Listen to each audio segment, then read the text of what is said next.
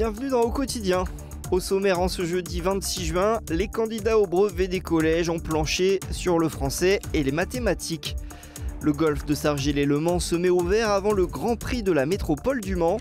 Et puis à Saint-Saturnin, l'atelier du peintre Pierre Lebert s'ouvre au public. Ce jeudi, c'était la première journée d'épreuve du brevet des collèges. Les élèves de 3e ont composé ce matin en français et cet après-midi en mathématiques. À 16h30, les élèves nous ont donné leurs premières impressions. C'était très simple. Mon petit frère de 6 ans, il pouvait le faire, donc les questions, c'était pas très poussé, donc c'était plutôt basique. Je m'attendais à plus compliqué. C'est un peu plus simple que le brevet blanc, je trouve, mais c'était quand même compliqué en français. Je me porte pas l'œil, mais au moins 5 sur 10. Il y a quand même le stress du premier examen, du coup ce matin j'avais un peu de stress, mais dès qu'on est lancé dans l'épreuve, c'est bon. Parfois je comprenais pas les énoncés des problèmes mathématiques, mais en fait c'était pas que je réfléchisse et je comprends. Demain, les épreuves continuent. Au menu histoire-géographie et sciences. Le Mans Métropole fait le bilan de ses dépenses en 2024. Ce jeudi, le conseil communautaire s'est réuni pour présenter les résultats du compte administratif. La métropole maintient un haut niveau d'investissement à plus de 136 millions d'euros en 2024. Les principaux secteurs concernés par les dépenses réelles de fonctionnement et d'investissement sont les mobilités et transports en commun à près de 30%. Le deuxième se concentre sur le développement durable à hauteur de 26%. L'encours d'emprunt s'élève à plus de 62 millions d'euros. Un très faible niveau d'endettement estime la métropole au regard des projets investis.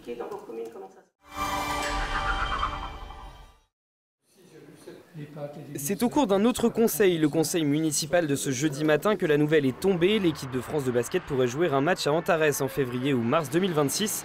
L'occasion peut-être de revoir de grands joueurs tricolores en Sarthe.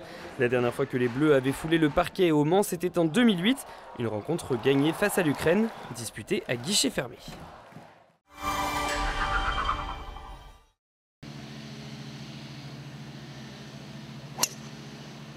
À 2 jours du Grand Prix de la métropole du Mans, le golf de Sargé met les petits plats dans les grands. C'est comme quand on invite quelqu'un chez soi, par exemple, on en fait toujours un peu plus, on cuisine mieux. Il faut que les greens roulent un peu plus, que le parcours soit un peu plus dur, plus challenging pour les joueurs, parce que souvent on a un champ de joueurs qui est plutôt bon. Donc on essaye d'en faire plus et que le parcours soit vraiment impeccable. Et pour que tout soit impeccable, les 4 jardiniers s'activent depuis un mois. Tombe des fairways, changement d'emplacement des drapeaux, entretien des bunkers, sans oublier le gros du travail, les greens.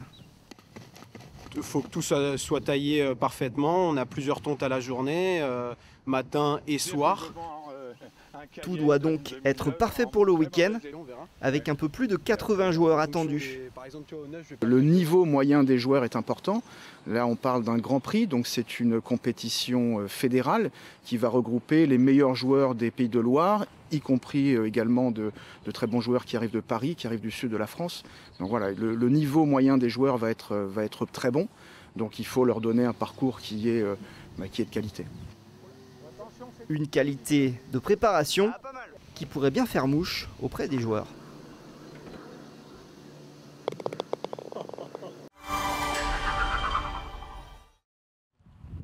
En football, 2 nouvelles prolongations pour le Mans FC. Les défenseurs Théo Eyoum et Harold Voyer joueront en sang et or la saison prochaine en Ligue 2.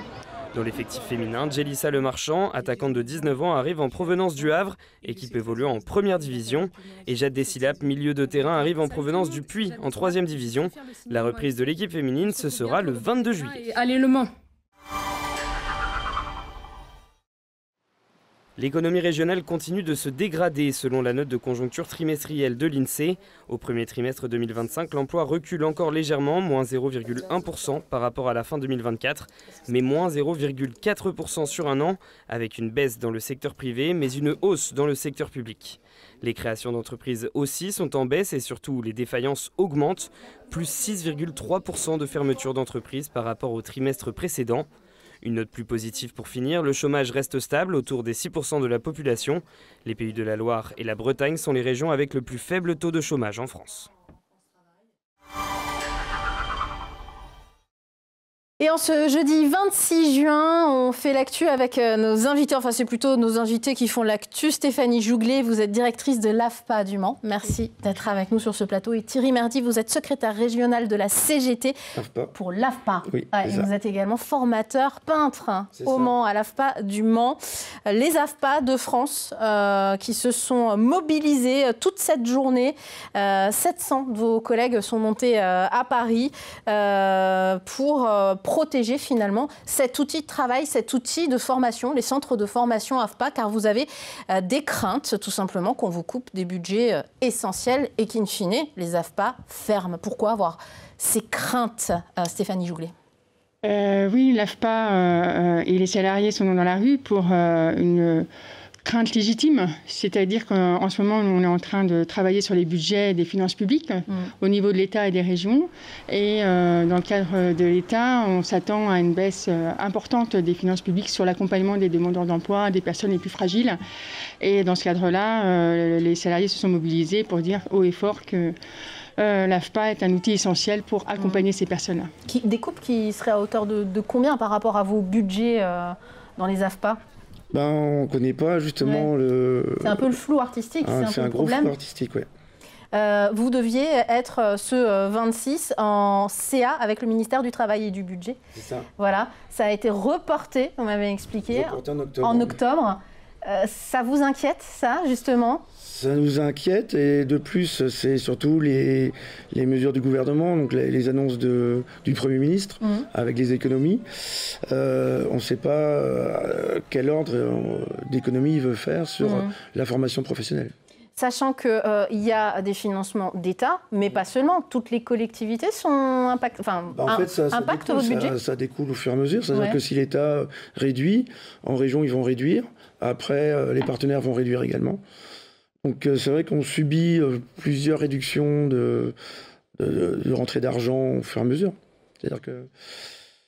Comment expliquer ça de façon simple? Mais très concrètement, en fait, si on vous supprime, je dis n'importe quoi, 20% de votre budget, ça fait autant de formations en moins, autant de salariés en moins à l'AFPA, c'est ça? C'est même peut-être plus complexe que ça, parce que on n'arrive même pas à compléter nos formations. Donc il y a des formations qui vont être à perte, parce que si on n'a pas suffisamment de stagiaires, on perd de l'argent en formant les gens.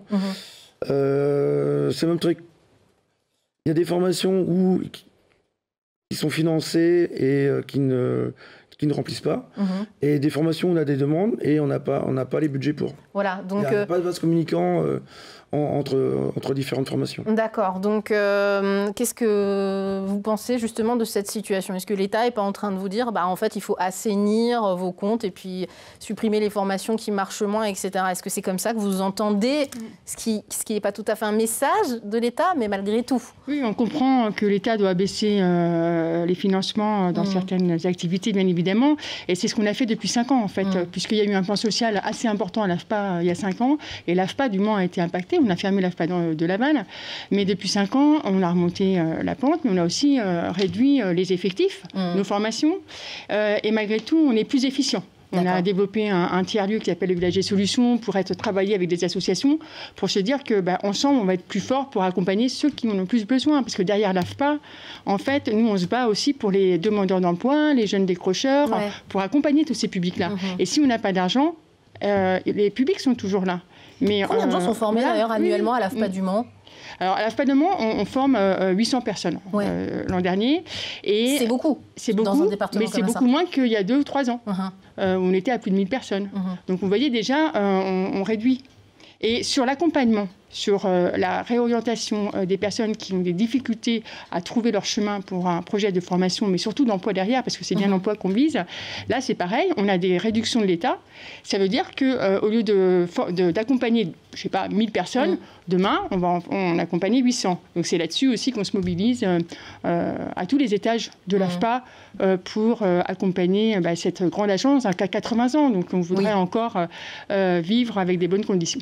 D'ailleurs, les chiffres sont clairs. Les gens qui passent par l'AFPA et qui suivent les formations réussissent à retrouver le monde du travail. En 2024, ce sont vos chiffres d'après une étude qui est locale, 80% de réussite au titre professionnel et 72,9% d'accès à l'emploi dans les 6 mois. Ça dit que c'est efficient quand même. Bien entendu, parce que nous, nos formations, on est sur des formations courtes avec des titres professionnels, mais en fait, c'est du geste professionnel. Quand vous venez faire une formation à l'AFPA, c'est pas du papier-crayon. On a des Vous êtes formation peintre, par exemple. Voilà. Peintre en bâtiment Peintre en bâtiment, peintre façadier. Voilà, c'est concret. En plus, on en cherche. On a des formations avec des plateaux techniques qui coûtent cher, avec des gros et lourds investissements. Donc, on peut pas faire une formation pour 6 mois. On y va pour 2 ou 3 ans. Vous souhaitez alerter au niveau national et toutes les AFPA de France se sont mobilisées aujourd'hui. D'un mot, la suite de votre mobilisation, ça va être quoi? Vous le savez déjà? On verra ça ce soir. Il y a un rendez-vous ce soir au ministère, ce 26 juin. Actuellement, donc 5h à 18h normalement. Et on vous en saura plus dans les jours à venir. Donc là, ce soir, on va avoir un peu plus d'infos. Eh ben, on le dira dans le journal d'LMTV Sarthe. Merci d'être venu nous parler de cette situation des AFPA de France et de celle du Mans sur ce plateau. À Saint-Saturnin, ce week-end, un curieux atelier ouvrait ses portes. Dans la cour, des sculptures et peintures sur bois pour tous les goûts. À l'intérieur, 300 tableaux, 200 toiles et divers objets. Tous sont l'œuvre de Pierre Lebert, 93 ans. J'arrive à un âge où je ne peux plus beaucoup travailler, alors je veux faire une exposition de mes œuvres et puis d'essayer d'en vendre quelques-unes, quoi. Et c'est réussi, puisque les tableaux attirent la curiosité. Pascal, la fille de l'artiste, est enchantée. Tout est dans l'atelier depuis des années. Tout s'abîme parce qu'il y a la poussière, il y a l'humidité, il y a la chaleur. Donc avant que ça s'abîme vraiment, je préfère que ça profite à des gens plutôt que ça soit tout abîmé puis qu'on les jette. Des édifices du centre-ville, aux 24 heures du Mans, on retrouve toute la passion de Pierre Lebert, peintre en lettres de métier, qui a pendant 40 ans peint numéros et noms de pilotes sur les voitures, mais aussi les publicités des tribunes et de la piste, sans oublier la mythique passerelle Dunlop. Le Dunlop, on le faisait en hiver, hein. Parce que bon, on est obligé de mettre des échafaudages pour travailler à la hauteur du texte, quoi. Surtout quand tu es surveillé par Dunlop, hein. On n'avait pas intérêt à se tromper dans les graphismes, hein. Les œuvres de Pierre Lebert n'ont pas toutes été vendues. Si vous êtes intéressé, contactez Pascal Lebert avec l'adresse mail ci-dessous. Les prix vont de 10 à 300 €. La statue mystérieuse de l'église Saint-Christophe du Jambé va pouvoir concrètement être restaurée grâce à la remise d'un chèque. Nous vous en parlions dans un reportage en mars dernier. Cette statue entreposée dans le clocher de l'église Notre-Dame participait au concours national Le plus grand musée de France. Gagnante, la commune reçoit un chèque de 8 000 € ce jeudi. L'occasion de pouvoir révéler les mystères de cette belle inconnue et de lui refaire une beauté.